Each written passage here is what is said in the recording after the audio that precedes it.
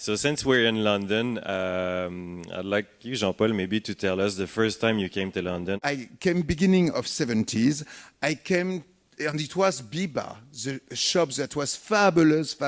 And for me, it was like a dream. And it was in moment of fashion, just the beginning of the retro fashion. So it was quite vibe. After that, I went, like I told you, to the Sombrero, where I almost crossed David Bowie. I went to some, of course, club, quite funny club, and like cruising club. There is in London. Because you say, sorry, no sex, we are British, but it's not the truth. I know that. It's almost the opposite. Hein? Petit coquin.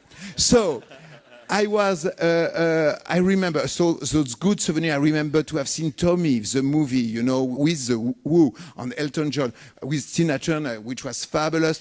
All Portobello, all the people that were dressed completely differently. And one day, that was in, I think, 74, I was on King's Road, and I saw one poster, which was quite incredible, only red lips with like bloody going down, like that.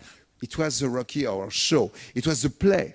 It was not the movie yet. And I saw it and I loved it. I remember even one thing that was quite funny. It was one old lady that was like putting us on the chair. She was the old lady like that. And she has, like I have here, but it was a light. She was like showing where you have to sit. And she put the light on her face and make like a scary movie, to go into it. And I say it's only in London that you can find like people like that have so much sense of fun and like that. So of course I loved it. On this part also, even in my clothes, there is a little of Rocky Horror Picture Show, Also in the exhibition, Jean Paul, in a section called Boudoir, about it's really an exhibition about the passions and the obsession of Mr. Gaultier.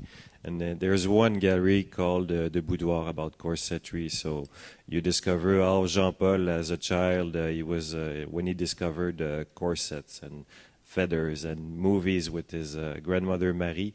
Can you tell us what kind of child you were and how this obsession about corsetry with the grandmother comes from, with Nana and everything? One time I saw, she was not there, like a corset, like that salmonish satin thing with lace up. And I was like, what is that? It was looking like very abstract. And she told me that story, that she was wearing it in the beginning of last century, And she was wearing it, and she has to drink vinegar to have a contraction of her stomach, like that. And at that time, you have to lace it up at the back, So it makes your waist like teeny.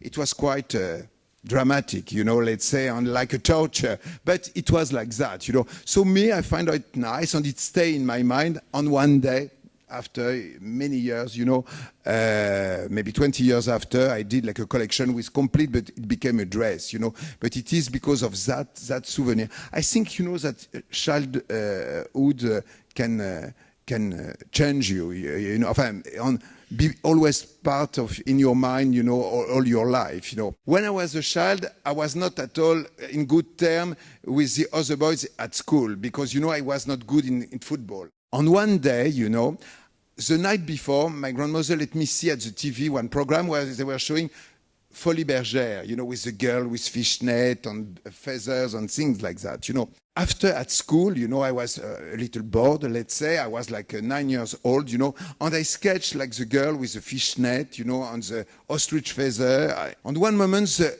teacher, she saw that I was doing something strange. So she came back, and she said, "Stand up, Gaultier." So I stand up, and she tell me, "Give me your hand." So I give the hand, and she make bang, bang, bang, bang, bang, like that. And she tell me, "Go up." And she puts me my sketch on my back with a pin, a safety pin, already punk. But and she tell me,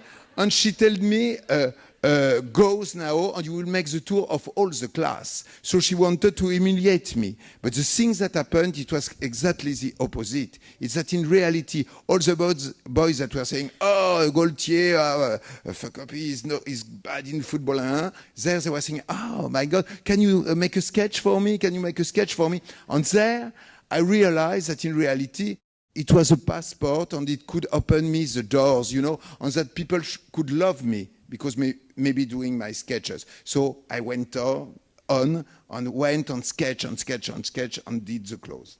Also in the exhibition, you'll see that some of the mannequins from when you enter the exhibition, the mannequins were created by a Quebec company called Jolicoeur. But the idea behind this, it was really to show the strong social message in the work of Gaultier, how he wants to show different type of beauties, that there is not one type of beauty, that you don't have to be 6 foot tall and blonde to be beautiful. To be honest, I should say that first of all, I was shocked by the fact that women which were strong and very loving, always I heard about the profession of model, like be beautiful and shut up. If you are beautiful, you have to shut up because you have no brain. And I find that very scandalous because for me they were more clever than the men. I wanted always sometime maybe like if the girl could speak during the show, you know, not only to be that kind of, not to be a robot, but to express more themselves. And this is why also I choose like to